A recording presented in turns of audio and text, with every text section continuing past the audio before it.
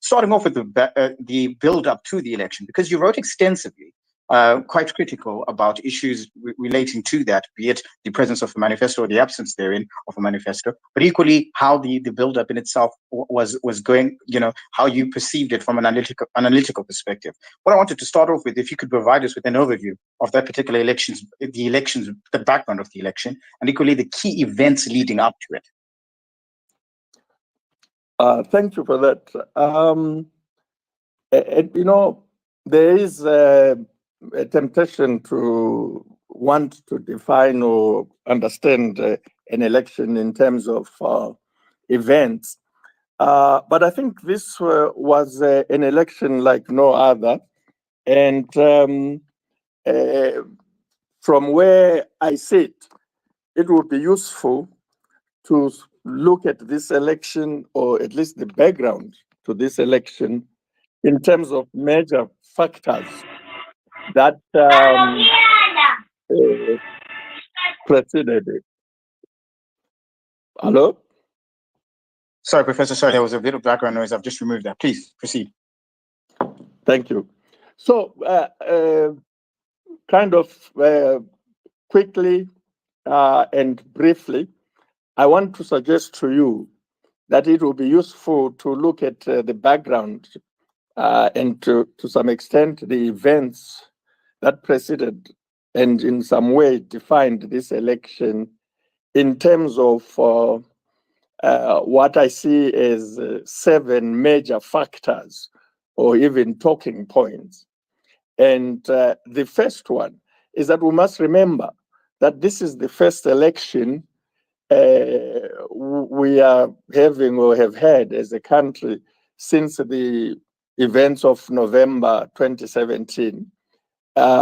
This is significant to keep in mind because unlike the last election, and since that was what happened in 2017 was quite major, that military coup, this one has not had that as a background. It's the first time Zimbabwe is having an election as if nothing had happened before, and yet in the back of our minds, we know something major happened. Secondly, this is the first election, and these are important issues to point out because they, in fact, in my view, defined the election. So this is the first election since 2000, since 23 years ago, we have had without the MDC, the Movement for Democratic Change, as one of the 2 major contenders. Thirdly, this is the second election in 23 years which ZANU-PF has faced, or in which a contender to ZANU-PF is a new political party, a major new political party. The first time having been in 2000 when the MDC came up. Now, this time, in fact, quite interestingly, you will recall that the MDC participated for the first time in the 2000 election, having been formed a year earlier or slightly under a year earlier in September 1999. And the question would be, imagine what the structural issues and the political dynamics were in the year 2000. Like that time, this time, ZANU-PF has faced a new opposition party in this election, which was formed slightly over a year before the election. So there is an opportunity, if we want to understand, because this is not the first election we're having, there is an opportunity there for an insightful comparative analysis in terms of how ZANU-PF deals with a new party and how new parties come onto the scene to face a very experienced, historically grounded political party such as ZANU-PF. There was that dynamic at play in this election. Fourthly, this is the first election since 1980 in which election manifestos did not feature prominently, if at all. And this is very important because we had gotten, or at least as a nation, we had gotten accustomed to defining, or at least to being assisted to define the issues of the election through the manifestos, the election manifestos of the major contenders. This was not it. I know some political parties will say, but we ended up having a manifesto. Well, it was a perfunctory manifesto. It had nothing to do with the election. It was a response to an outcry in the public domain that you don't have a manifesto. And then we saw a manifesto from one or two political parties. And fifthly, and I think this is very important for this election, this is the first election in 43 years, since 1980, therefore, in which political violence was not a political factor or an election factor. In my view, it is, or was, I'm not sure whether as we speak today, the election is over. I don't think the election is over until the public officials elected in that election have been sworn in to assume their responsibilities. That's when the election is over, in my view. But this is significantly in a major historic way, the first election in which political violence was not a factor. It was arguably, from my point of view, the most peaceful election since independence. And as Zimbabweans, this should be an important thing because we have foreigners, some who were not even born in 1980 or 1985 when we had the second election, or 1990 when we had the third, and so forth, who want to say a lot of scandalous things about this election without taking into account how far we have come, or where we have come from.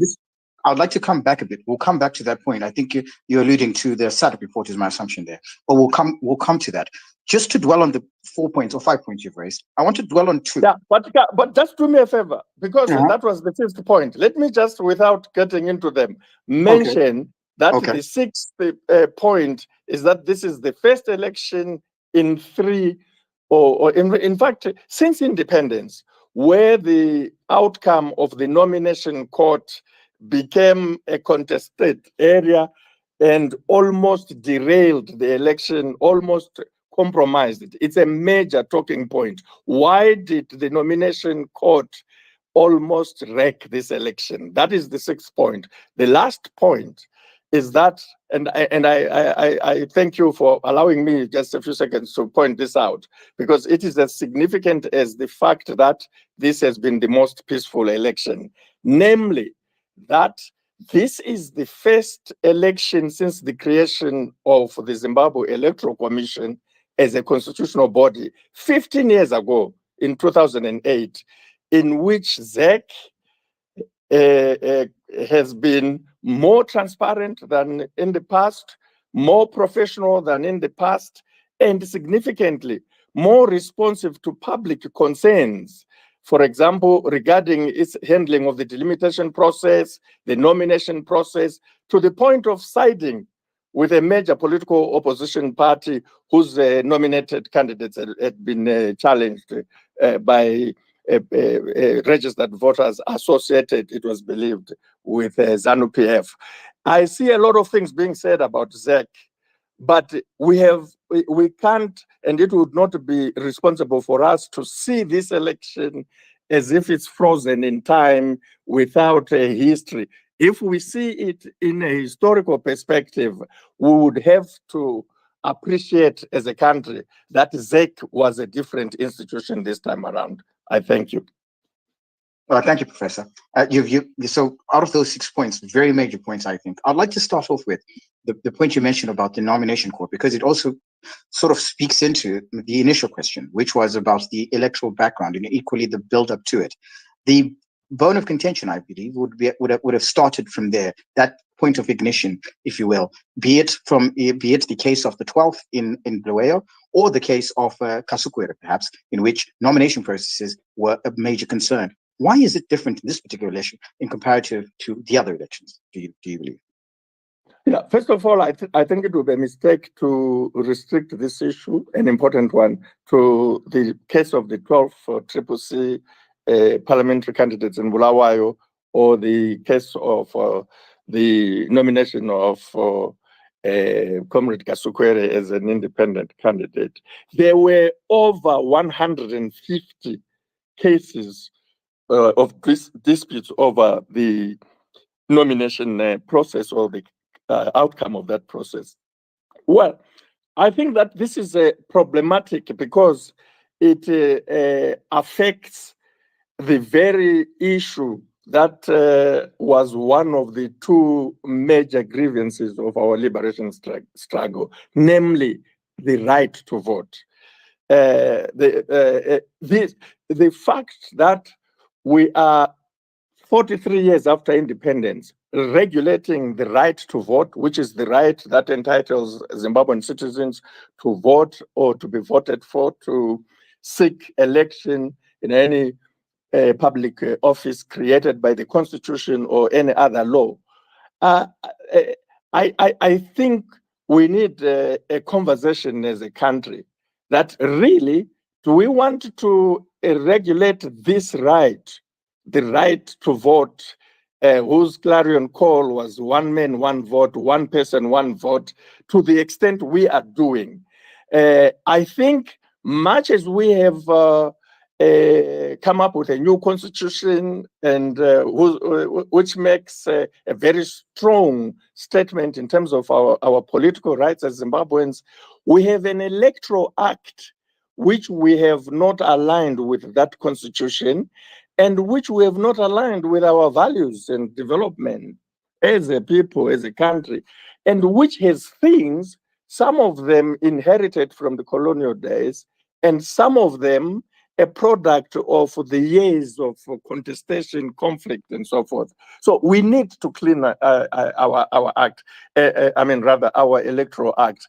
And the nomination court disputes highlighted that need and the urgency thereof. And is it your belief that, but I think fundamentally, actually 2 points here, to the point that you mentioned, but these are issues that come up are 15 years after the fact. Why so prominently this time? What was so unique? Well, I don't think that. I almost said I don't think that's a fair question, but I guess when something happens and it is happening for the first time, it has not happened before, surely we can't ignore it. The question arises, so why now? And it's interesting that you put that question the way you do, because this also is one election which created an outcry over exorbitant nomination fees. I think legitimately so. I know, for example, that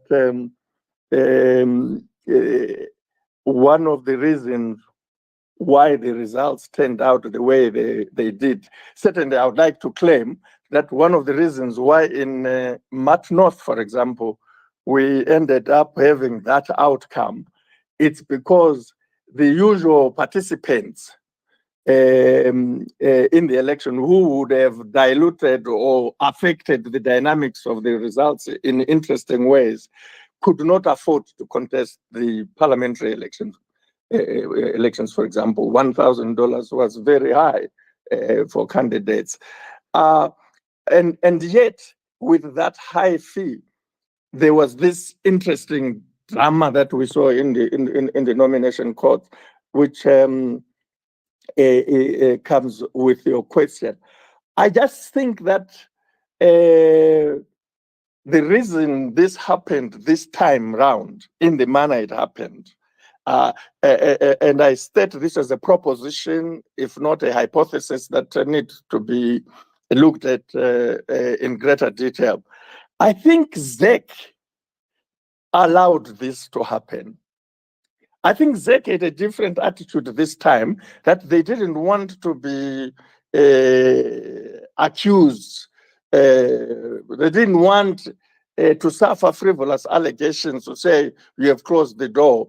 So And on the one hand, I think ZEC allowed this and sort of said, we'll sit back, even though we know that once an election has been proclaimed, a process which is time-bound kicks in. Certain things must be done by certain times, as it were. Even though ZEC knew that the election had been proclaimed on the 30th of May, and the nomination court was on the 21st of June, and the election itself on the 23rd of August, it allowed things to drag on. It didn't want to be accused to say, no, you can't continue to challenge this nomination or this issue because of this timeline. And the courts, for some reason, did not insist on timelines, that you've got to bring this or that application, whether to the electoral court or the high court or even the constitutional court for that matter, by this time. If you don't, even if you have a legitimate grievance, we will not hear you. It was puzzling, and it remains puzzling, where I said that there was no insistence on that. I think, if my memory serves me well, in the past, this did not happen because they, meaning ZEC and the courts, insisted on the timelines. Because an election is not an open season.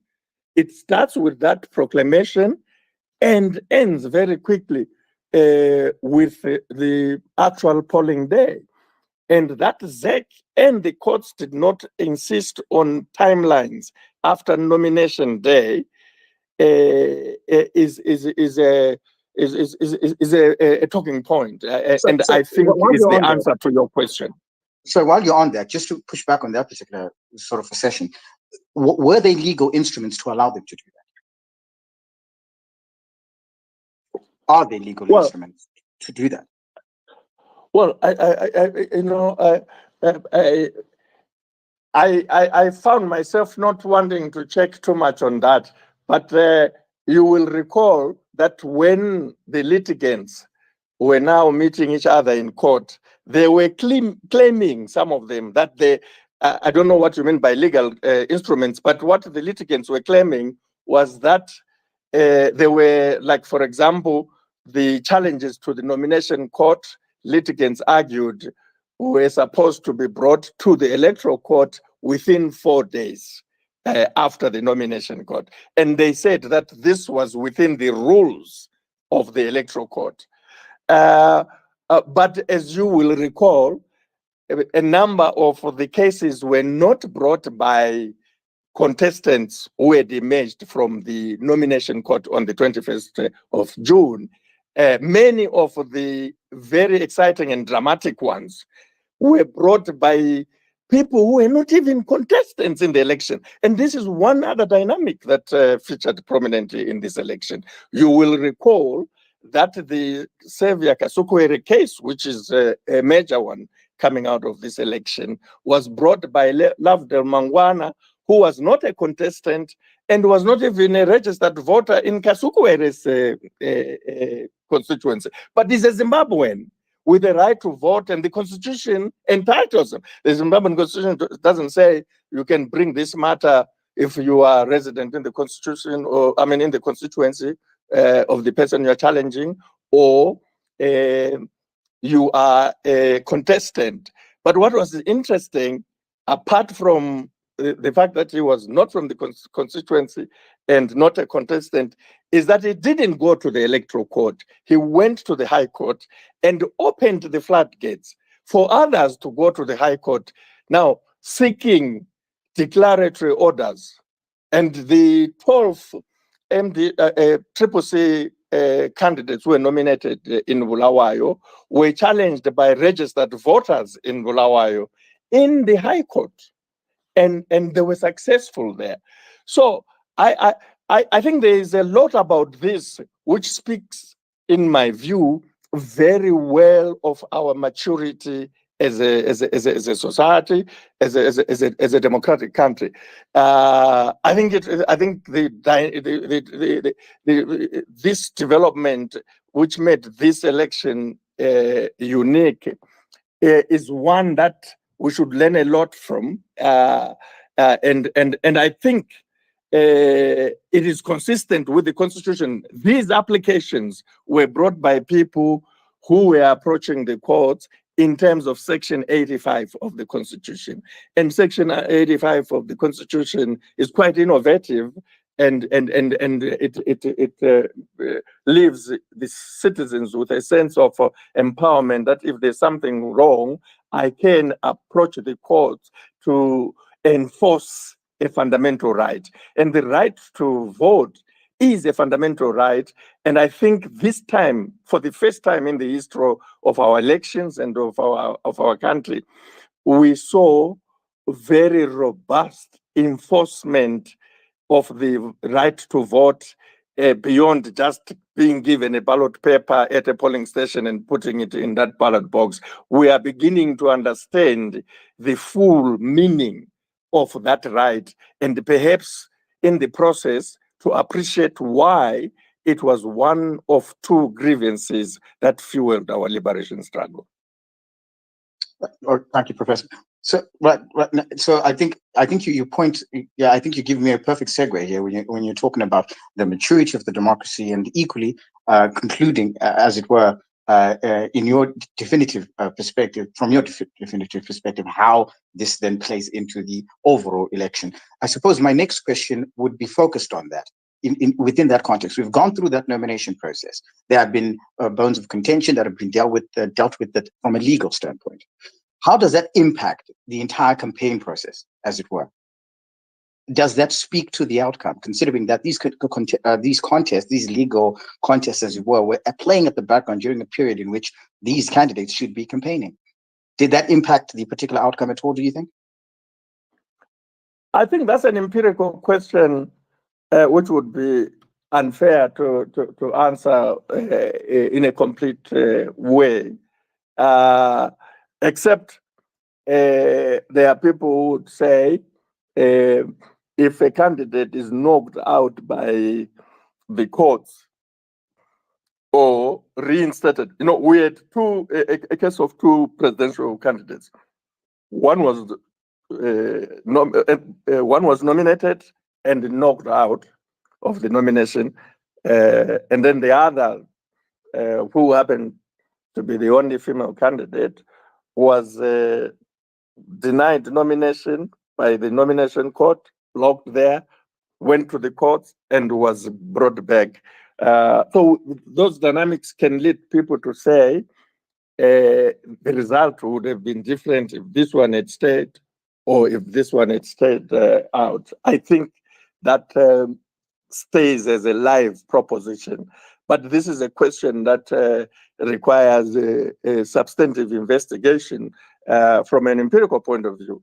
However, because, unless we're talking about independent candidates, but because we are a party system, so to speak, in fact, not so to speak, because even the Constitution gives parties the proportional representation based on the performance of their candidates for the National Assembly constituencies. You wouldn't think because some people are in court, therefore the party is dead, is not campaigning.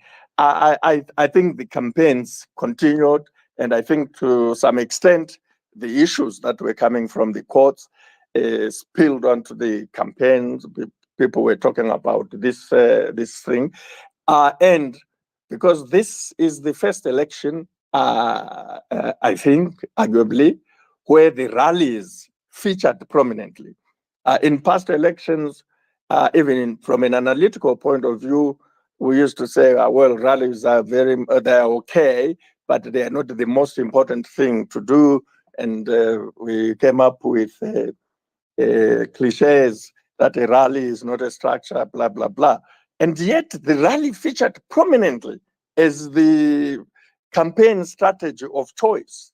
And people ended up, political parties that is, ended up investing a lot in rallies, and the talking points were not only about what is going on in the courts, but what was the size of the rally, how did people get there, the rally, did they walk there, did they, were they bussed there, and so forth.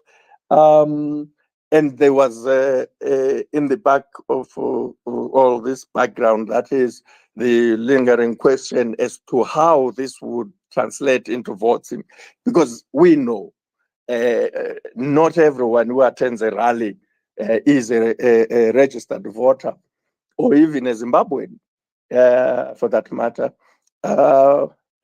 And you can't connect.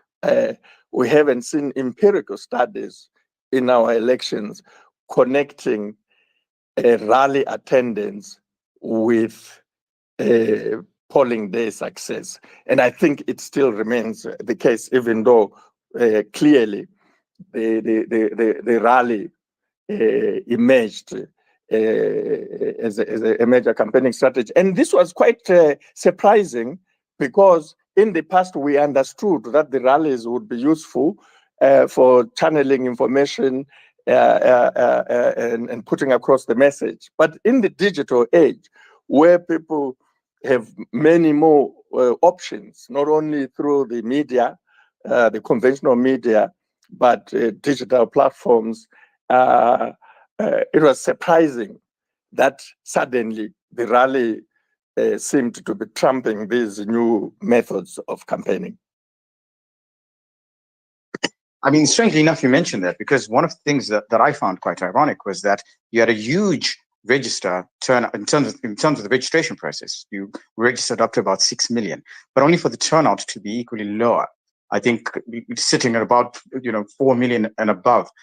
And I'm thinking, how is that connected equally with one, the sex or propensity, and equally their work towards registering voters, and then the contrast of the voting turnout? Was that, would you, based on your just giving me your analysis here, of course, I'm sure there's no empirical study to evidence this, but was there any connection? Was there any connection or a corroboration between the, if you want to call them shenanigans, be it legal or whatsoever, that were playing in the run-up to the election? Did that have a role at all in as far as the voter turnout? Or would we then say maybe subsequently it was, we could question whether the delays in certain spheres at polling stations impacted the entirety of the turnout? Well, I think it's good that you preface this question by acknowledging that it's an empirical one, and we would have to do and await empirical studies. But at the beginning, around the beginning of the election, I postulated that, in my view, and I know that a lot of compatriots get mad over this postulation, but in my view, and I feel stronger about it now than I did when I initially stated it, just about when the proclamation was made at the end of May. In my view, one of the major issues, factors defining this election, which I excluded from the 7 that I shared with you, but which is now invited by the point you just made, is that unlike all previous elections, this is the one election where ZANU-PF, having been as the not only governing party, but one that has been governing since 1980, and therefore has experienced all these elections. And I started myself studying elections with Professor Masipula Stola in 1985, when I was still a student. When I look at the stuff that we have seen, and starting from May, as we were getting ready for the election, it was very clear to me, not as an electoral or election participant, but as a student of electoral politics, or elections as it were, that for the first time, ZANU-PF did not face an organized opposition. That from a structural point of view, the opposition that ZANU-PF faced in 2023 compared to the one it faced in 2018, 2013, 2008, 2005, 2002, 2000, 1995 or 6, 1990, 1985. It was the weakest, structurally and objectively speaking. And I'm setting myself to write a proper refereed article on this, because this was telling. I think this idea that you can have an opposition riding on popularity, banking on popularity, and not having the usual structures that political parties must have in order to mobilize, in order to excite people, in order to harness and reap or harvest from sentiments of the moments, including protests. I think that idea, if people really want to sit around the table and be serious, they've got to understand that you can't have a political party which says we are popular, but saying so because it believes that the other party, namely the ruling party, is unpopular. You know, you say we are popular because they are unpopular. And therefore, in an environment like this, where either the cost of living is biting, either questions of lives and livelihoods are tricky, there is no way people will vote for the ruling party. They will vote for anything that is there, and we are the ones that who are there. We can't be ignored. I think certainly for opposition parties or parties in future in Zimbabwe, 2023 provides a powerful case study of what not to do as a political party. In my view, this was apparent even before the elections start. Now, if you look at election studies elsewhere in terms of comparative analysis, it is established a common feature of elections with a lower vote turnout, that in environments where there may be pressing issues of the day, especially around the economy, and where you rationally or reasonably expect voters to be angry, they will not turn out on vote day or polling day if they don't believe that there is a practical, realistic alternative that will change the situation or can defeat the incumbent. They will vote with their feet and stay at home. There is an amazing feeling on the part of many politicians that if they imagine or believe or think that the incumbent is unpopular, and the unpopularity of the incumbent is rooted in the economic problems of the day, then the voters, let us say, will come out on voting day in their large numbers to vote for the opposition. No, it's actually the opposite.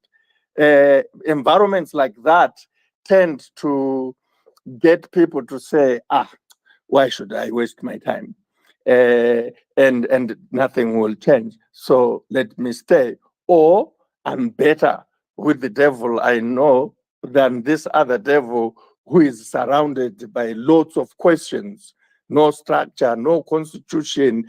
And you know, one of the things that was puzzling in this election, and we've got to talk about it, it was puzzling, one, clearly the opposition, the major opposition, decided that it will focus on the presidential election.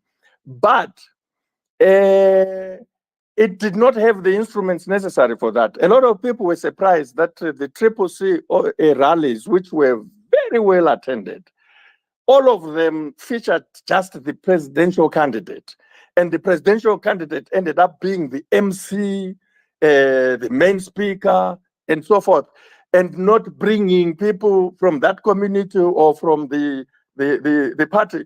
And the optics left the impression that there is no depth here. Where are the other people? So if these guys win and form a government, surely they will not form the government with this one guy that we like listening to. Where are the other guys? And this question was asked in general terms, where is everybody else? But it was also asked in specific terms. Where is Tendai Biti? Where is Welshman Ngube? Where is Maikore? Where are these other MDC stalwarts whom we believe have graduated and morphed into the new party? So those questions, sometimes people don't talk about them, especially in Zimbabwe, where the media doesn't really tackle the election issues openly and robustly and so forth, But that's because the media does not ask the questions. The voters will ask. The digital platforms make it possible for a lot of people to see clips of videos of rallies, and they would see this. One stark difference between CCC rallies that we saw and ZANU-PF rallies is that ZANU-PF rallies had lots of people, but they would be addressed by various people. They were not addressed by the president and first secretary of ZANU-PF alone, and he did not become the MC of these rallies and so forth. So they gave the impression of a community of leaders. I looked at the White City Stadium rally of CCC, and I could not understand why the community leaders from that part of our country were not there. I could not understand why even Professor Welshman Ngube was not there. So there were these kinds of dynamics which could have affected the low turnout, which could have made people to reach conclusions well before the elections. So the voters roll shows 6 million plus registered voters, but on voting day, you have 2 million saying, what for? And lastly, when you have a low turnout, you bet your last cent, it favors the incumbent. There are no elections with a low turnout in terms of comparing the eligible voters and those who show up on the day. And then you have a new kid on the block sweeping out away the veterans. It never happens. Check all the elections that have happened in Zambia, in Malawi, and in Kenya, and in Ghana. These are the 4 countries that give interesting analysis. The elections that have been so-called political tsunamis have had huge turnout, huge. You can't, and this is one thing that politicians in Zimbabwe should understand, especially the opposition politicians. They have to be realistic. You cannot expect members and supporters of the other party to vote for you. You've got to bring your own voters and put them on the voters' roll. You cannot say, I'm going to win on the basis of your rallies, but meanwhile, you don't have the structural means of putting those people. You can't prove that you have put the voters. Look at what they did, these political parties, during the voter registration. Look at the numbers that came up of new registered voters. You will, in my opinion, have to settle on the fact that you had traditional voters there, and these traditional voters are ZANU-PF voters. And for an opposition politician to expect ZANU-PF voters to vote for them, they've got to have an earthquake or something unusual to happen for them to do that. And I think that's why we had the low vote turnout, in my view. So, Professor, thank you. I have a bit of a pushback there, but before I do that, I'm going to do a bit of a, house room, as they say. This is our debut sort of space. so naturally would be finding the local language, as it were, when it comes to Twitter. But welcome to the Southern African Times for those that are joining us.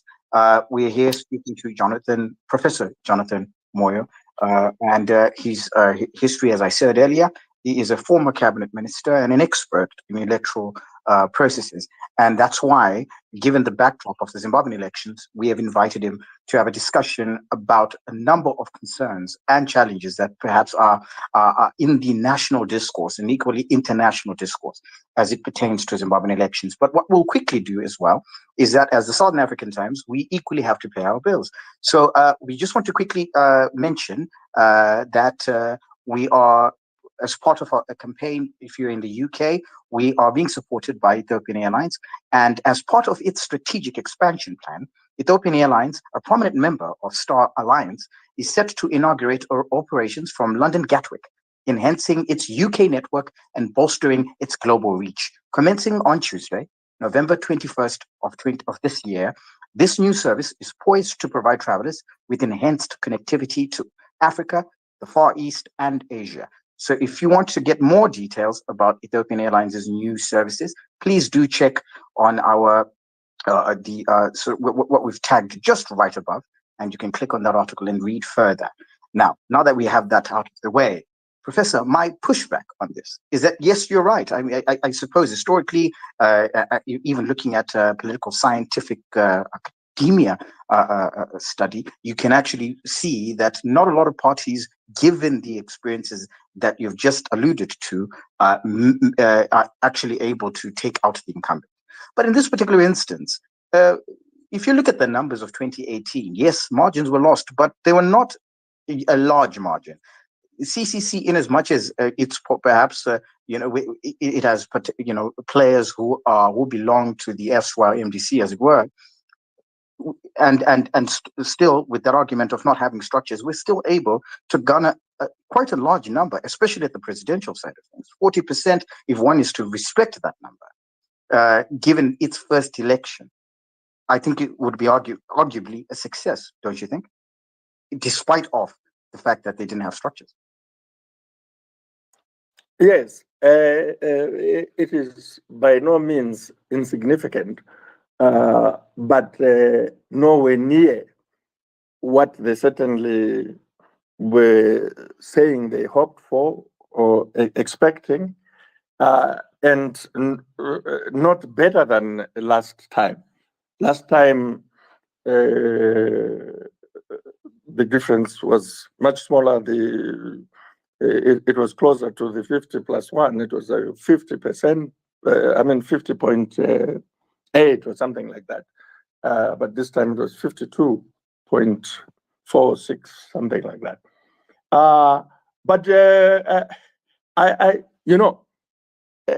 My point of emphasis was that there's no, and this is an analytical point, not a political point.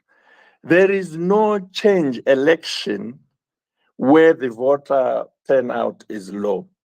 None. A change election is instantly characterized by a huge voter turnout.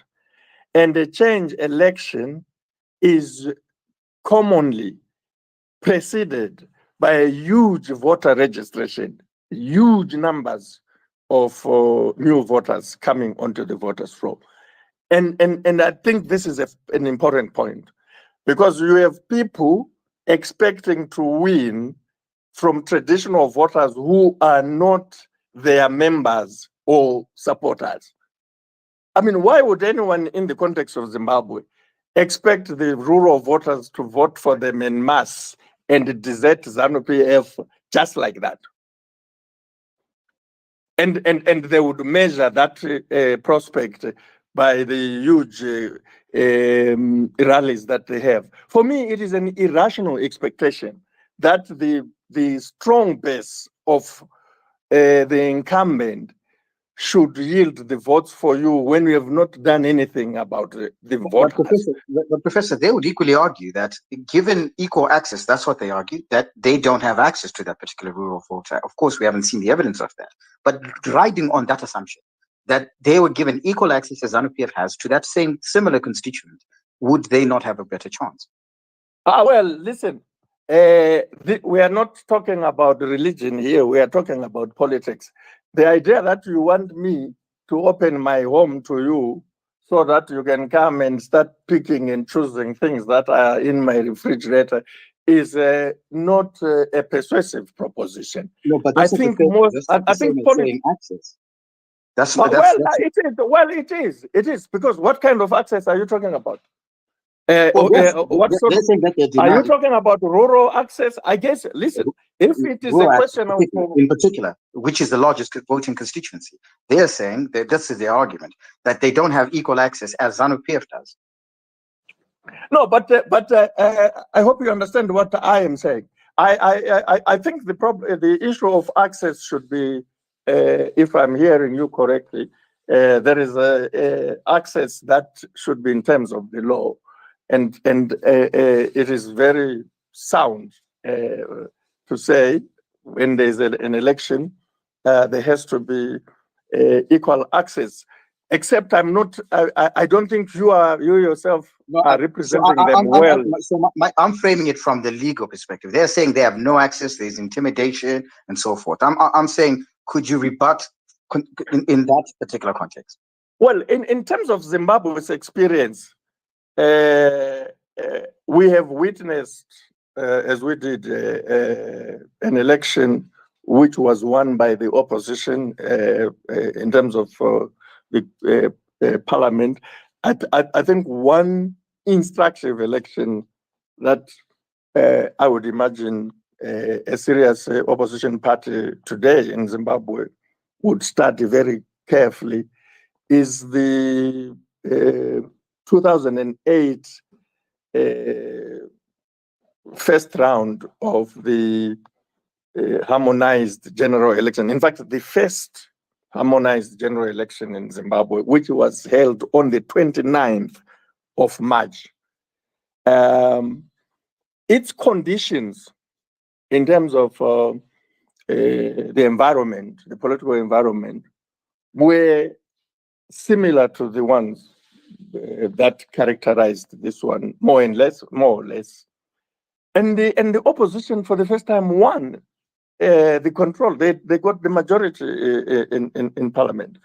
So why not learn and insist or even do the things that were done then? I'm not talking about what subsequently happened after the stalemate around the presidential election, leading to the runoff and producing the worst violence that we had seen in years. I'm talking about the actual first round that was held on the 29th of March.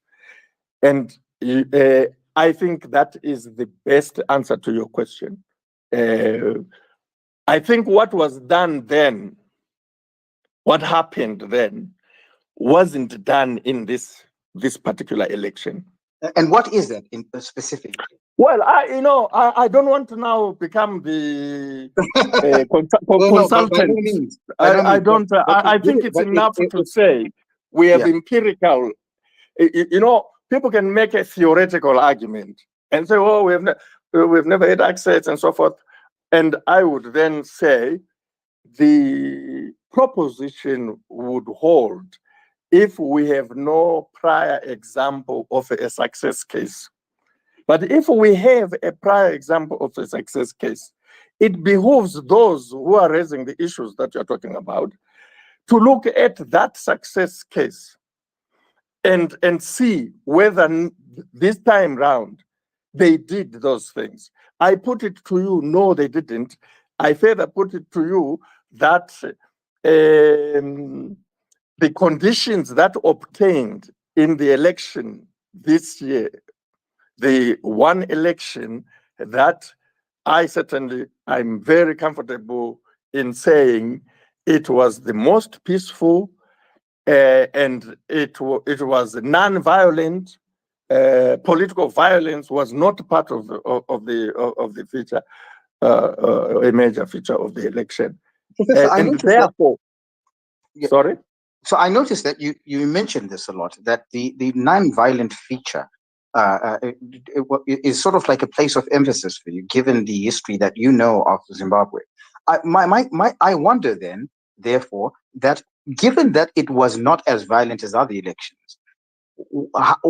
No, I'm not saying it was not as violent. I'm saying it was not violent. Not violent. Not There's violent at all. Right. Okay, great. No, and thank you so much for pointing out that difference.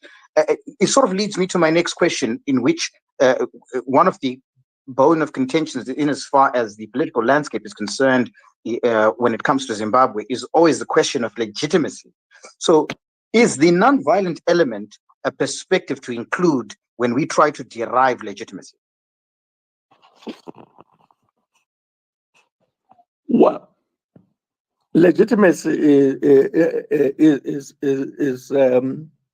in the case of our elections often cast less in legal terms and more in political terms. To that extent, yes, because violence instantly gives the perception of unfair advantage. It's not what those who fought for this right to vote and choose those who will govern to resort to. So yeah, it's in fact, because perhaps minus the first round of the first harmonized general election in 2008, which was clearly non-violent, clearly, you know. If we take that and then we take this one, there's no doubt that if people are serious, you know, politics is not an overnight affair. It's not like a football match. It's a process. In a political process, you've got to build on your successes. This is why I was making the point about ZEC, that, you know, you can't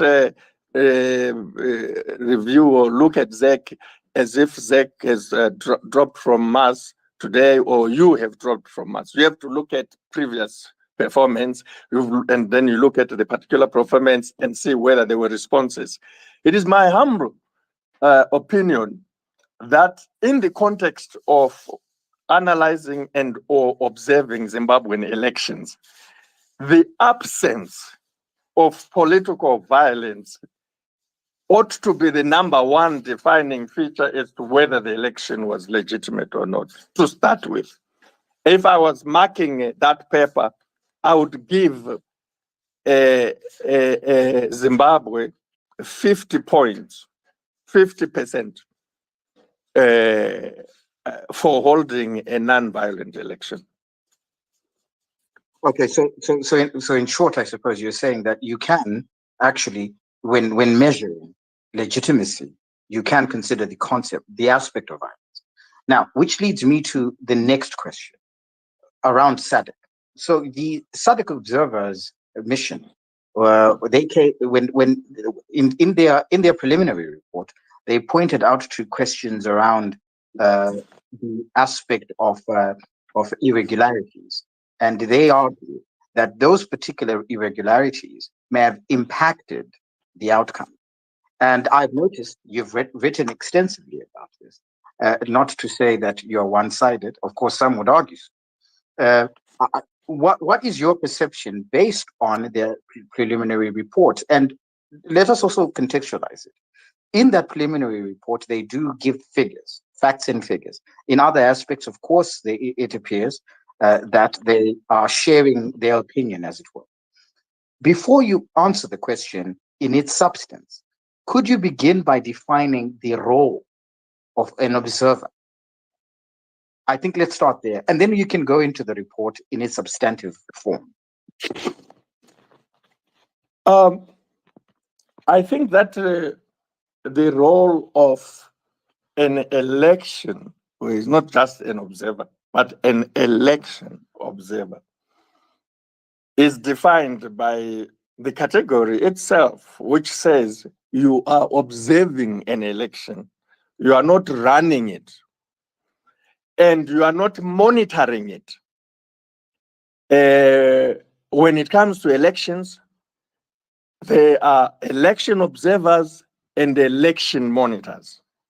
An election monitor can affect the conduct of an election by saying, you can't do this, cannot do that. And an election monitor is one who is supposed to, required to be intimately familiar with the legal environment of the election, what the law says must be done. On the other hand, an observer is, as I suggested, one who says, okay, you can get someone as an observer, because an observer monitors usually, in fact, in all cases, they would have to be, their roles are prescribed.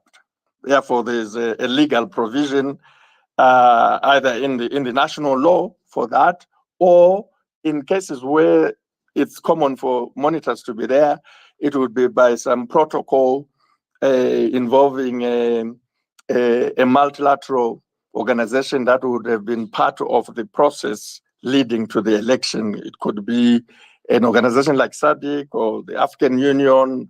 Usually it's the United Nations, where there has been some conflict, and then as part of the resolution of that conflict, a series of steps are taken leading to an election. But observers, you can actually observe you can invite an observer from Timbuktu where they don't hold the elections.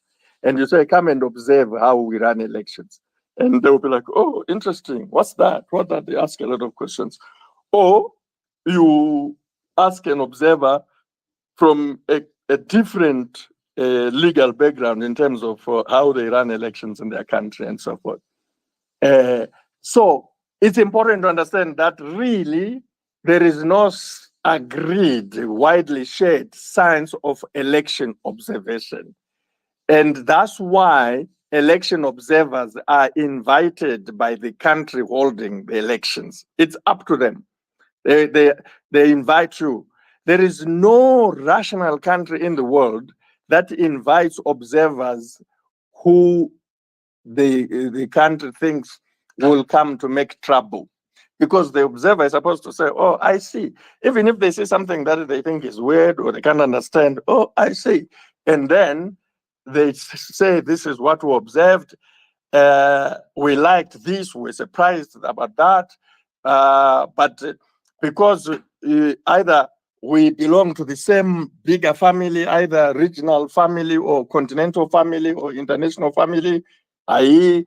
SADC, African Union, Commonwealth, UN, or whatever, we subscribe to these values, such as principles and guidelines that govern the conduct of elections, a protocol that SADC have.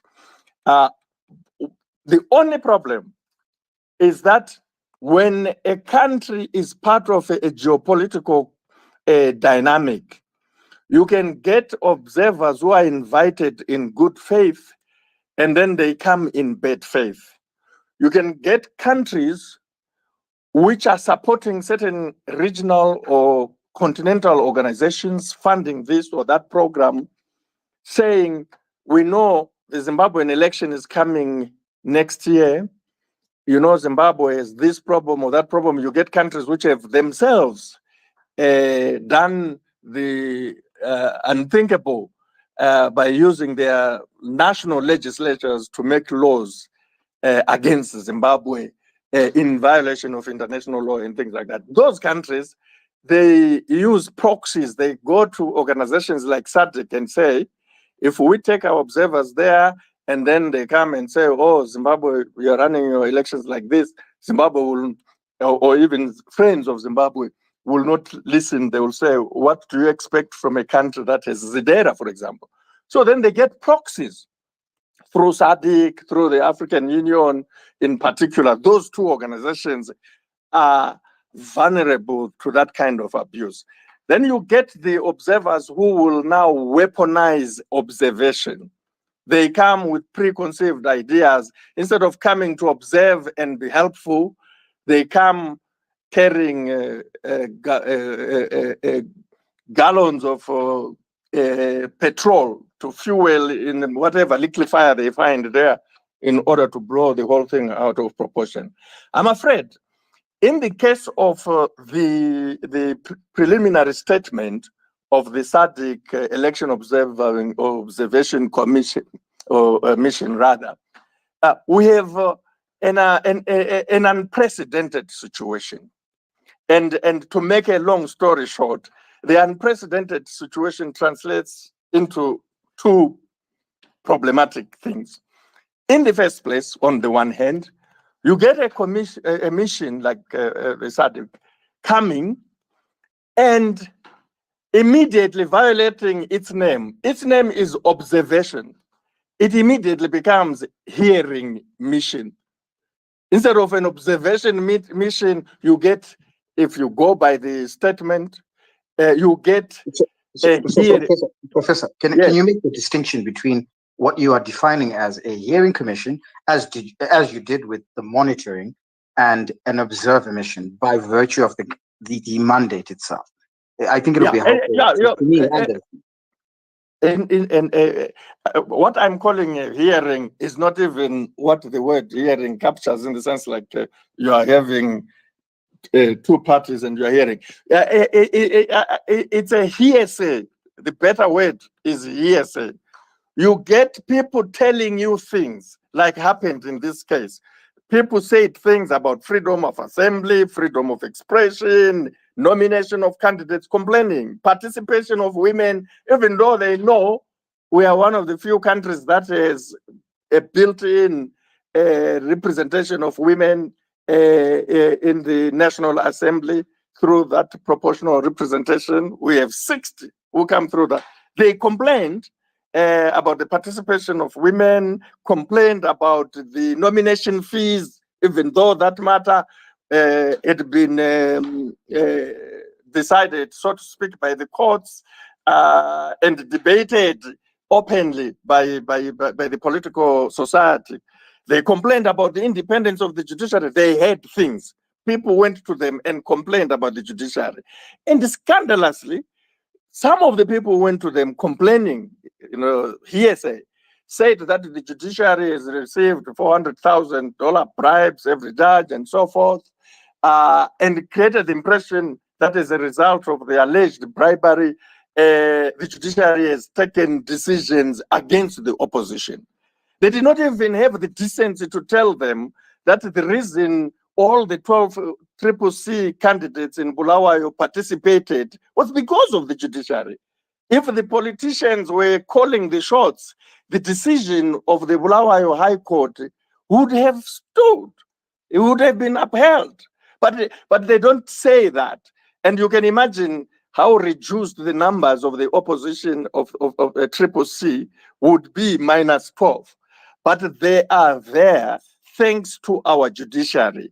The judiciary is precisely that. We have higher courts to review the decisions of the lower courts.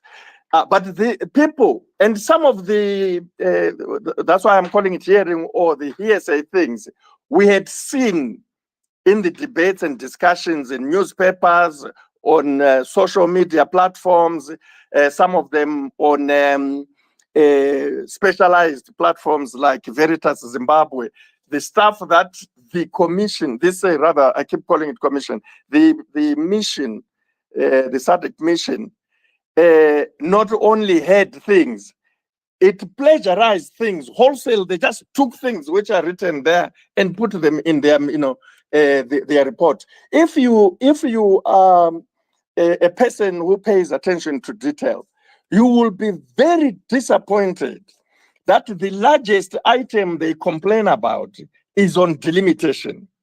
That they complain that the Zimbabwe, in fact, the way they complain is we had that the Zimbabwe Electoral Commission did the delimitation exercise in violation of the Constitution of Zimbabwe. We had that they used a section 61A from the former Lancaster Constitution, which talks about an average number of registered voters per constituency among the 210. We heard that this is in violation of section 161, subsection 6 of the current constitution, which does not have the word average. We noted that this is in violation of the Constitution of Zimbabwe. This is absurd. And really, if we are going to accept things like that as a country, first of all, this delimitation thing was done last year and concluded by February this year.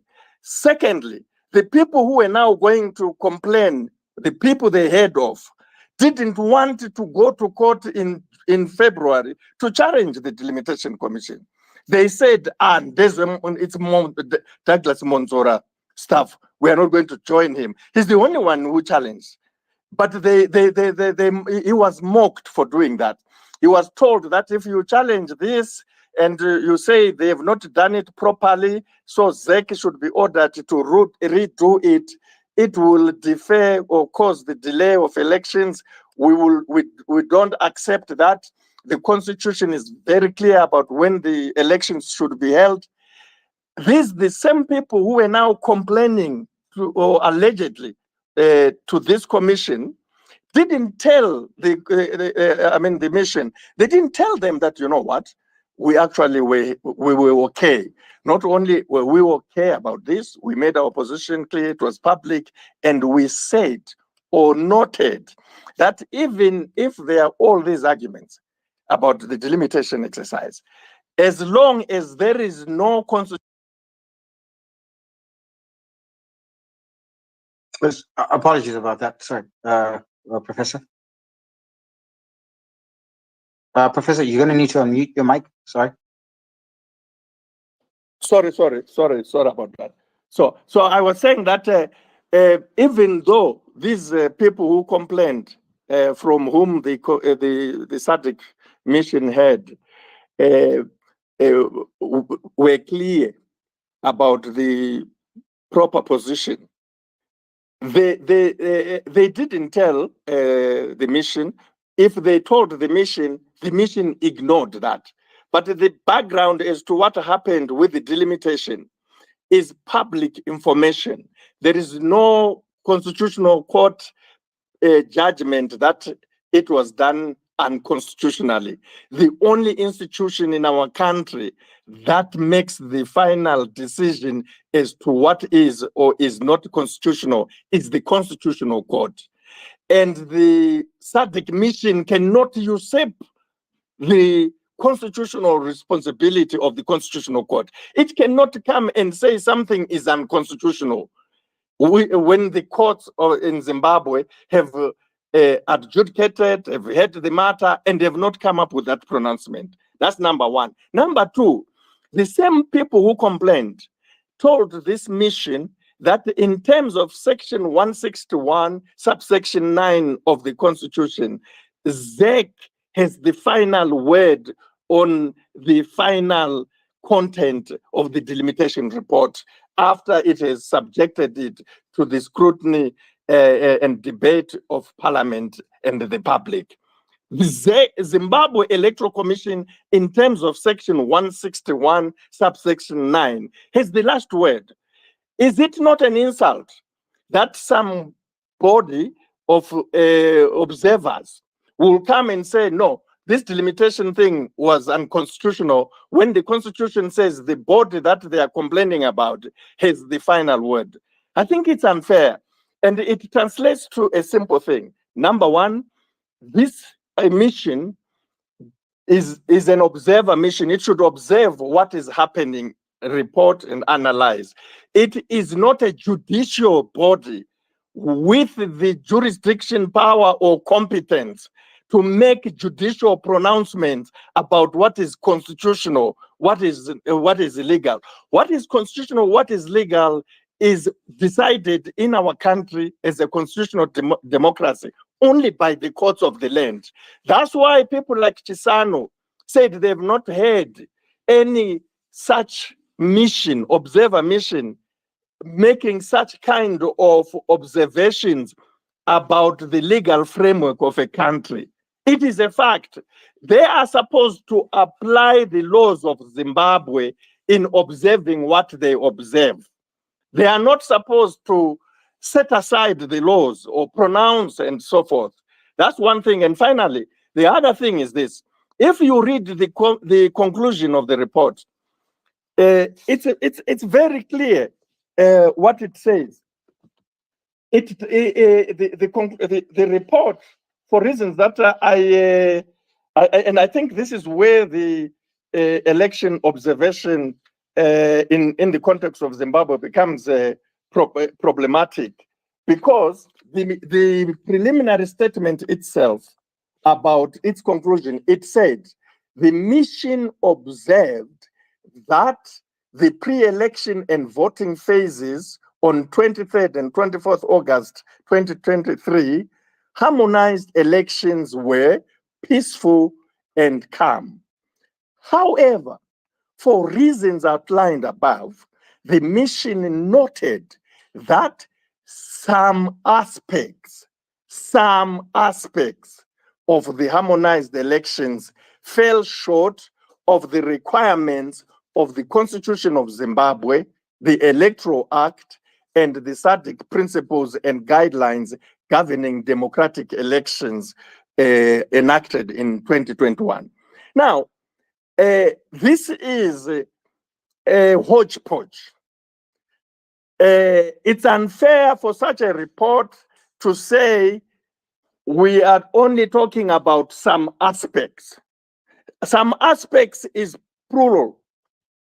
And in a rational interpretation of some aspects would say at least two. But how many are these? Which aspects can anyone out there in the media who is quoting, and among governments and SADC, who is quoting this conclusion, can they tell us which aspects, which some aspects? Can they give us an exhaustive list of these aspects that are said? But Professor, the media's pushback could be that it is merely a preliminary report, and as a consequence, those aspects perhaps may be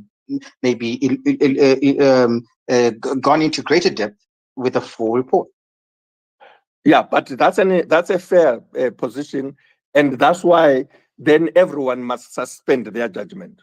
Why is Zimbabwe then being described as if, in fact, it has conducted some shambolic elections on the basis of this? I think what you're saying is fair. We will have to wait. We'll have to suspend judgment and conclusions until they come up with a final and specific reports as to what are those some suspects. But given the preliminary report as it stands, what would you assess to have been the geopolitical consequences and equally the international reportage as well?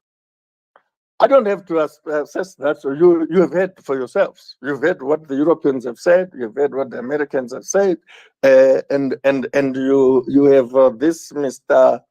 This Dr. Neves Mumba going on televisions in South Africa, saying that the geopolitical implications of this inconclusive report, this report which doesn't say anything as to whether, because some aspects of it fell short of the Constitution or the Electoral Act or the SADC principles and guidelines, does it mean that it didn't or wasn't a reflection of the will of the people? I suppose the question then becomes, in light of the fact that the report is not conclusive in itself because it's preliminary, as it says on the tin, why then, given the fact that this report is not concluded, why is it that the heads of Troika, in this particular respect, which is political and security, Namibia and the head of state of Tanzania, congratulate a head of state in which their very secretariat disagrees, at least to an extent, as it were, with the regularity aspect? Yeah, but you know, there were several foreign observers. This one is the only one that keeps being cited. This one is the one which invites reasonable speculation that somebody smuggled a rogue element who is not behaving in the normal way when it comes to the submission and then presentation. And the fact that Namibia, Tanzania, who are members of the organ on politics, defense, and security, have congratulated President Mnangagwa, means that they don't share. They've voted in public. Means that there's only one odd one out, who is the one who appointed this Mumba guy. And by the way, these things are not supposed to be trickery or ambushing your neighbor. Today, it's Zimbabwe holding elections. The elections in Zambia, for example, are coming very soon.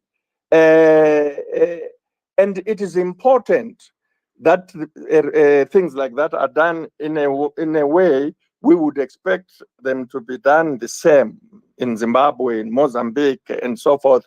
If people have issues with Zimbabwe, and Zimbabwe has given various people reasons to have issues with it, it's important for those issues to be addressed at the appropriate forum.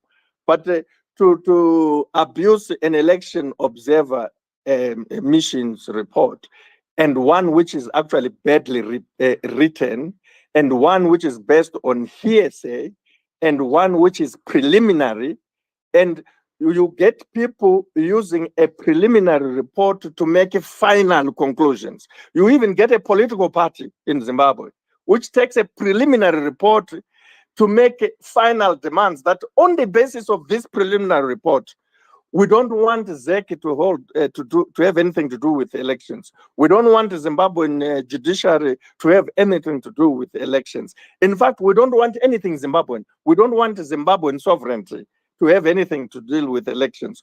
We want SADC, African Union, and critically, listen to this, and other international players. At least they named SADC and named the African Union, but then they say other international players. Who the hell are those? And why should those subvert Zimbabwe's sovereignty? When that happens, especially if you keep in mind that you're dealing with a preliminary report and people lose their marbles, they want to take an incomplete, like, you're writing an assignment and your teacher says, see me incomplete. And then you have someone else taking an incomplete product and treating it as a final product, which should now determine the future of elections in the country. With all due respect, that is preposterous. Honestly, one does not have to hold a brief for anyone. But any normal Zimbabwean who thinks that it is okay because you have a grievance to use shoddy work and you are insisting on higher values, higher principles, but you have no qualms about using something that is manifestly shoddy, manifestly incomplete. And as you speak to say, no, now, ZEC, we don't want, the Constitutional Court, we don't want. Why don't you want? Because the SADC election observant mission has said the elections were not conducted in accordance with the Zimbabwe Constitution, Electoral Act, and the SADC guidelines. Some aspects, you don't even say some aspects. You actually say the way they've spoken out there, which is problematic. They give the impression that the report said all aspects. When it says some aspects, they are not honest enough. They don't have the integrity to say the some aspects are the following. For example, the report does have a useful section where they say on the 23rd and 24th, we observed the following. Among the things they observed were polling stations in Harare, Bulawayo, and Manicaland, which either opened late, very late, and some which had not opened by night. They mentioned that there were some that had not opened by 7 p.m. And then they say some did not have all the ballot papers for the 3 elections, especially the local authority election. And then they say this ballot came in fact, the point is they actually complained that they were opened late, they didn't have this.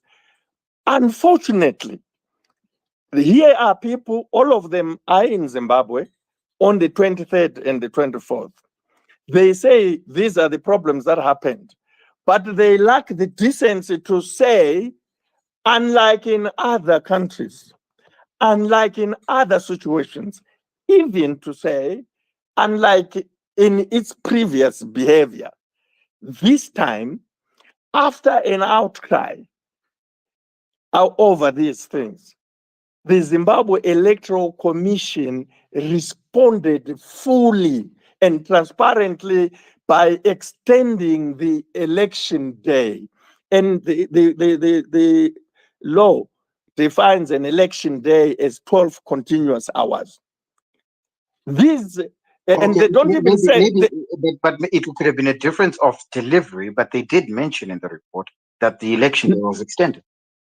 No, but they don't. But they condemn ZEC for the solution without acknowledging the import and impact of the solution, and they mention that extension in passing, and they leave you with the impression that the problem was not dealt with. You know what? When it comes to electoral bodies, and especially when it comes to instances of voter suppression. And we have seen those instances play out in jurisdictions, particularly like the United States. In America, voter suppression is as American as apple pie. And they don't, so you complain about it and they do nothing. And they target Black communities mostly. Now, here is this situation. When we had as a country that some polling stations were not opening, and that others were opening without sufficient electoral material, ZEC responded. If what ZEC was doing was voter suppression, they would have left it like that. But they actually responded. And look at how they responded. We complained even about Bulawayo. When the extensions came, Bulawayo was not covered. It was not on the schedule that came with the proclamation that extended the polling day by another 12 hours in the affected. Point 1, Bulawayo wasn't, which means the problems in Bulawayo were solved on the day, and we did not hear any political party complaining that Bulawayo didn't get the problem resolved. Up to today, no one has complained about it. That's Bulawayo. Harare had only 8 wards. The majority of the wards that were affected were in Manicaland. Now, tell me, who claims Manicaland as their political stronghold? Historically and numerically, no one. Well, I don't think that's a fair question, because sorry, that's not a fair answer you are giving me, to say no one.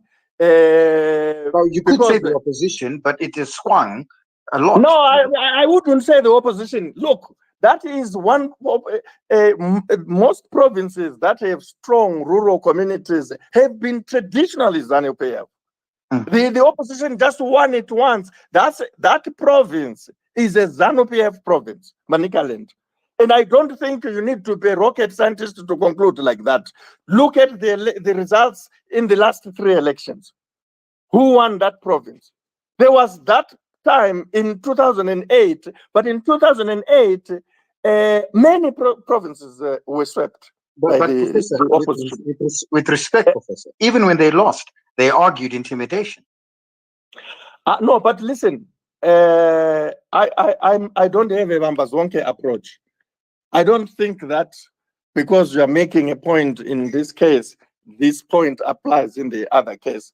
If we have exhausted this point, the point I'm making here is about the fact that 3 provinces were affected by the delayed opening of polling stations and by the non-delivery of some voting material on the 23rd of August. And I think that's the point. That is the only point I'm making. Now, if we want to make other points, we can go there. But I this think this is an important point, in my humble opinion, because it's a point that is used in a big way. In fact, I should have said abused in a big way in this preliminary report.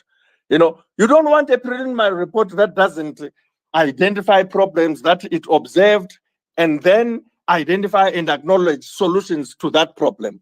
You know, for me, it is a very good standard that if voters go through experiences as negative as those we saw on the 23rd of August in Harare, Bulawayo, and Manicaland, and the problems are brought to the attention of the authorities, in this case, the Zimbabwe Electoral Commission, and it responds to a point where, I mean, in Bulawayo, the opposition swept. Are people telling us that if you win everything, even where there was a problem and then the problem was either solved or not solved, as long as you win, the problem goes away? I think that is not what some of us want to see, and certainly we are not coming from that perspective. So, Professor, I don't define a solution to the problem in terms of who wins where there was that problem. I define it in terms of whether there was sufficient and adequate response to the identified problem. And I want to say, from a professional point of view, the delayed opening and the absence or insufficiency of voting material was attended to. Thank you, Professor. Now, Professor, what I want to do, I want to do two things. Firstly, I want to round up this segment, given the time factor. I know that we're going to overstretch slightly, but I equally wanted to give the audience an opportunity to question you. So what I'll do is the questions, my team is carefully curating these questions. So for those that have sent in their questions, please raise your hand, and then we will begin a process of and we'll keep it very short. So if you come up and you are asking a question, make it a question. If you have a comment, rather comment in the comment section and rather not come up and present your comment. So what we're looking for is people with questions. If you have a question, come up, request, and we will provide an opportunity for you to ask that question to the professor. But if you have a comment, I rather you comment within the comment section, and we'll be able to pick that comment up and then give it to the professor, and then the professor can provide an analysis based on your accessions, as it were. Now, Professor, my final question is really based on that particular SADC report that you have in an exhaustive fashion, if you'll allow me to put it to us. What, firstly, the definition of it, equally creating a sense of what the mandate was, and then creating a narrative, or rather giving us the view from yourself what the mandate was and how they contradicted that mandate. So the dichotomy therein. Now, my question is this: what is the ultimate? Given the current environment? The overall outcome is that a number of media houses are excluding ourselves, because we like facts, we appreciate a good debate. A number of media houses have been running with the theme that this report, you'd almost imagine that it's final. But subsequently, we have an opposition in Zimbabwe that is saying and prefacing its argument, or rather premising its entire argument on the report, suggesting that there should be a rerun of the elections. What are your thoughts around that, especially granted the fact that the government has already gazetted who is going to be promulgated to these offices of governance, and equally in parliamentary terms? What would be your answer to that? And as you're thinking about that answer, I reiterate to the audience: if you have a question, please raise your hand. Place your request. If you have a comment, I strongly recommend that you put your comment in the comment section and tag us or hashtag us, and we'll pick it up and we'll give it to the professor, because we will not be tolerant to any comments. What we want is questions. So the space is now open for questions as the professor provides his answer. Over to you, Professor Jonathan Moyo. In my humble opinion, the gazetting yesterday of the winners of the harmonized general election, if you want, at the top from the president to parliament, going down to local authority at the ward level. If you are talking about that, that is ZEC discharged its legal duty to let everyone know in a legal way what the outcome of the election was. And we know, and we have experienced this, that the gazetting of the winners does not stop any other legal process. If there's anyone who thinks that there's a person who has been gazetted who shouldn't have been gazetted, or who in fact didn't win, they should know what to do if they were candidates or political parties. We know, for example, that the Constitution does provide for a window, a period during which anyone who wants to challenge the result for the presidential election can go only to one forum. That is the Constitutional Court. And they have to do it within 7 days from the day or date of the announcement or declaration of that result. And we know the clock has been ticking. And I think we are in the red zone, 48 hours, blah, blah, blah. So I think that is as it should be. The reason we have these institutions, especially the judiciary, is that where there are disputes, then the matter moves away from ZEC and the voters who have discharged their responsibility to the courts, which should discharge their responsibility. And the problem we have here, I alluded to it, and in your question, you also framed it in a manner that put a spotlight on this problem, which is that one, you get only one election observer report, preliminary, when there were dozens upon dozens. And then people hold on to this one and raising suspicion as to why are we in a one swallow makes a summer type of problem? Why are you just zeroing in on this one? Why don't you bring many? And why do you bring this one and then you jump, drag in the African one and quote nothing from the African one, African Union that is, and then start telling us about the EU one? Why can't you? Why don't you understand that there were election observers from South Africa, from the African National Congress, from Namibia, from Angola, from Mozambique, like-minded, like situated countries? We share the same geography. Why are you not interested in those reports, so that we can look at them and compare with this one, and then say we live as a country. Our country is part of the Southern African region, and it is these countries that make up SADC. Wouldn't it be rational to say, let's see what our neighbors think? And because we share the same values, history, background, and to quite a considerable extent, our legal frameworks are the same. Why are you interested in the EU? Why are you interested in Musa Faki in Ethiopia? This is problematic. Right. And the last point I want to make about this is that I would believe, and I believe I hold very strongly. If you want to govern Zimbabwe, you must be the first person to show commitment to the laws of Zimbabwe. you must be the first person to show commitment to the institutions of Zimbabwe.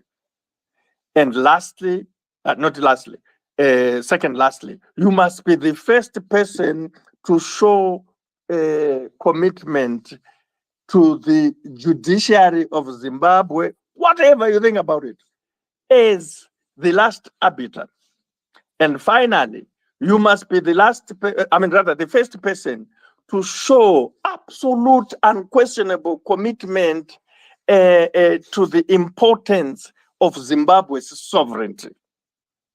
If you want to be the president of Zimbabwe, you want to be a member of parliament for whatever constituency and or proportional representation or Senate, and you will participate in making the laws for Zimbabwe. You are the one who is going to make laws which you want everyone to obey. And you, when you get sworn into that office, one of the pledges you make is to obey the laws of Zimbabwe. Now, if you are in that category of a member of parliament or president, you are the first to say you want foreigners to come and run us. You want foreigners to come and superintend on who shall be our president and who shall be our member of parliament. You want us to have elections which are worse than the elections that we had in 1980.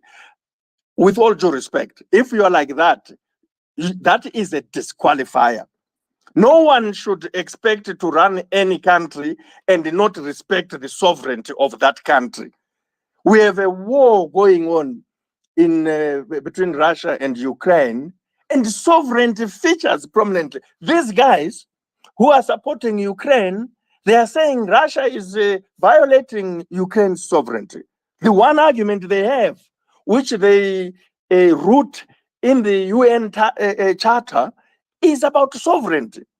And you sit there in Zimbabwe, you call a press conference and read a statement that somebody has written for you saying, no, we are not going to accept this institution, which is a constitutional body created by the Constitution. No, we are not going to accept this judiciary. No, we are not going to accept the sovereignty of this country. I think that is outrageous. It is shameful as far as I'm concerned. And for me, I have a very strong issue there. No matter what our fights as Zimbabweans, no matter what our disagreements, we can't start burning down the house so that we are the ones who will then emerge as products of a process superintended by foreigners. It's outrageous. No one should seek public office in Zimbabwe under Zimbabwean laws when in the same breath they are prepared to invite strangers to come and run us and decide, to come and scaffold. They say scaffold. Scaffold what? Part of the struggle is making your institutions and laws strong. But Professor, a bit of a pushback to that point. They would argue that well, the reasons why they've done that is that they don't deem the institutions therein, which you lay out quite cautiously, but much more effectively than I can, are national institutions. They are saying that they're much more skewed and favored towards the incumbent, and as a result, they outsource part of their issues. What would you? No, but I think they should leave the issue to others who are prepared. A luta continua. The struggle continues. You never built a country overnight in one day. All countries have all sorts of histories, trials and tribulations, ups and downs, and unfortunately, in some cases, blood on the floor and so forth. Look, those Americans in 2021, January 6th, they saw amazing things. Do you think they will now say, no, let's see if our cousins in England can come and run better elections than we did? Did you ever hear Trump, who is the one who says that the elections in in 2020, November 2020, in the United States, in particular, the presidential election is the issue in Zimbabwe. Have you heard him calling on foreigners to go and solve all those problems? I mean, I think there are red lines that must not be crossed by people who want to be representatives of other people. I am saddened by the fact that the guys who are making noise and saying, yes, they didn't do this, they actually have not made noises on behalf of anybody except themselves.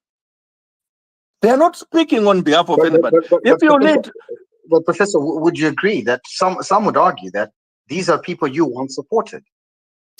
Yes, I never supported them to do this. And the context of my supporting them was yesterday. This is one of the problems that you have in Zimbabwe.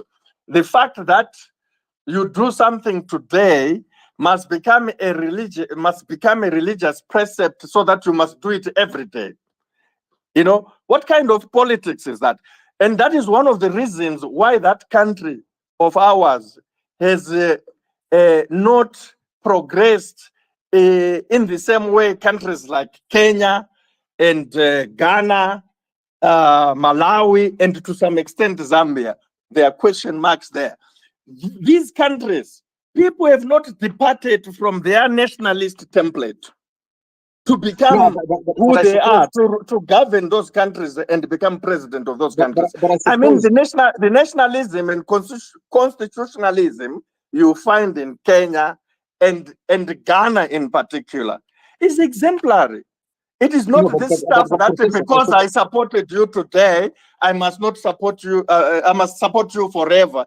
Even when you tell me that what you are doing is revealed only to you by God, which God doesn't favor me with the same revelation. No, I suppose, Professor, the question speaks to credibility of opinion. Dialectically, they are looking at the person in question. That if you can support one idea and then contradict that idea. No, let's say what is the idea. When I support you to say people should vote for you today, that's not an idea. That's a political choice. But if we talk about sovereignty, for example, that's an idea. There is never, ever a day I have thought that Zimbabwe's sovereignty should be replaced by some foreigners. No. Why do they want Zimbabwe's foreign? So because I would have supported you yesterday, when you are pretending that you too believe in Zimbabwe's sovereignty, and then today you change, you no longer respect Zimbabwe's sovereignty, I must support you and treat you as an idea. The idea is sovereignty of our national institutions. And as far as I'm concerned, there have been serious problems with elections in Zimbabwe. If you want to speak about my own, make me the focus. For example, I've had a love-hate relationship with the Zimbabwe Electoral Commission. I sued them as a candidate in 2008. I sued ZEC. I also sued ZEC as a candidate in 2013. You know, why? Because I believe that litigation contributes to ZEC realizing that when it does certain things which either voters or candidates don't like, it will be held to account. And I look forward to them amending their ways. And when they amend their ways, I will not say, you know what, I sued you and fought you in 2008, sued you and fought you in 2013, wrote a book about you in 2018 and 2019. I see you have changed. But because I did these things in the past, I must not acknowledge your change. I must continue to say you are as bad today as you were in 2018. It's preposterous. There's no, that kind of practice, that kind of values is inconsistent with the human condition. Human beings are not like that. I believe if yesterday you were wayward and I pointed that out, and today you amend your ways, and you are responsive, in order for you to continue on that path, I must acknowledge you and congratulate you. And you know what? I don't, in my case, as far as ZEC is concerned, I don't even have to go to 2008 when I fought them. in the courts, or 2013 when I fought them in the courts and lost, by the way.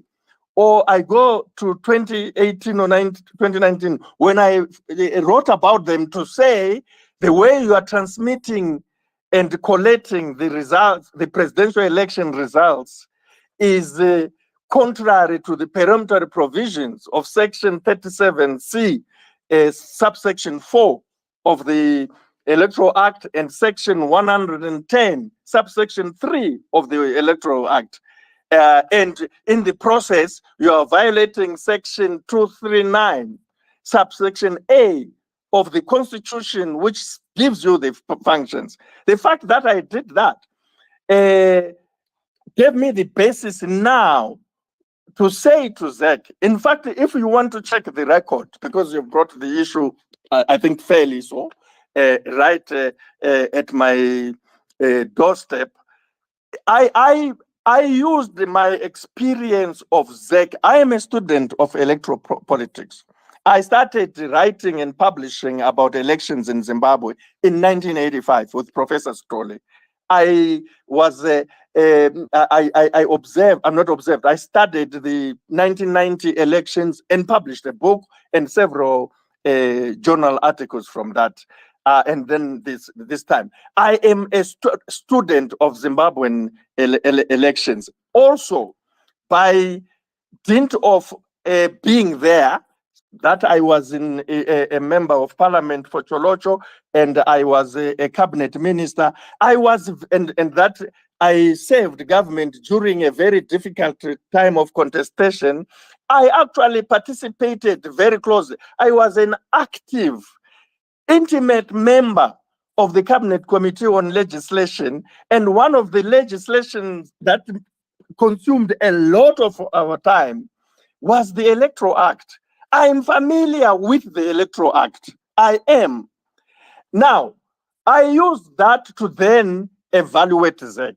When this election started, after the president issued his proclamation, I just put my head as someone who is interested in the study of election in Zimbabwe, and I kept blowing the whistle each time I thought ZEC was messing up. I did.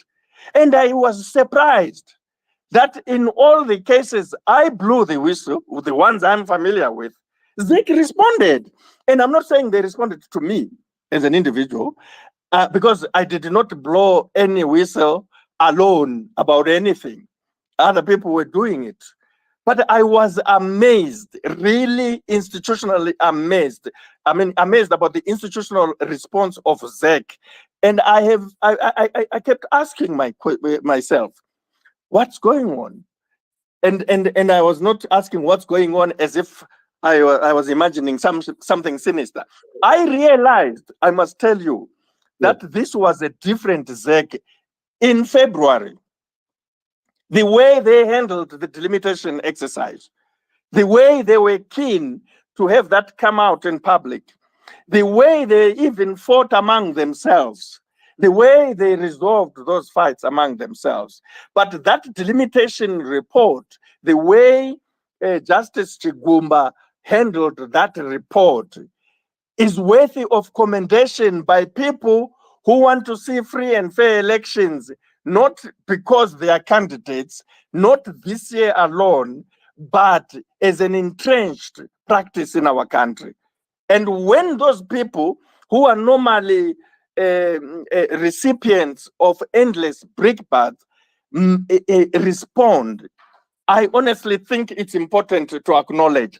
I can't dig in and say, because yesterday I said you are crazy, I must keep saying you are crazy, even though I can see in front of me that you are doing good by your work and by your duty and in accordance with the enabling laws. This is where I'm coming from. Thank you, Professor. Now, Professor, we'll go into our next section, and I really want to keep it short, given that we've overrun the time. Professor, you've not done me any favors in this regard. So we will quickly take in questions, but as I said, we're only taking in questions, no commentary, nothing. And I am going to be absolutely strict with the assistance of my team who are here. Leo, thank you for joining us, who is one of our editors in the team, and equally Brian, who's here as well, who is our political editor. Now, what I want to quickly do is do the questions. So before we go to the Q&A, I'll quickly read out and pay the bills. So, ladies and gentlemen, as I said before, we are proudly sponsored by Ethiopian Airlines. Now, as part of its strategic expansion plan, Ethiopian Airlines, a prominent member of the Star Alliance, is set to inaugurate operations from London Gatwick. Now, this speaks specifically to people in the UK. Now, enhancing its UK network and bolstering its global reach. Commencing on Tuesday, November the 21st of this year, this new service is poised to provide travelers with enhanced connectivity to Africa and the Far East and Asia. Now, with that being said, we'll go into our next segment, which is the Q&A. Now, I will quickly pick out names, and in that order, you ask a question, and then we will comfortably bring you back down so that we can raise other speakers. I will begin with the Mama wanna get it, Mama wanna get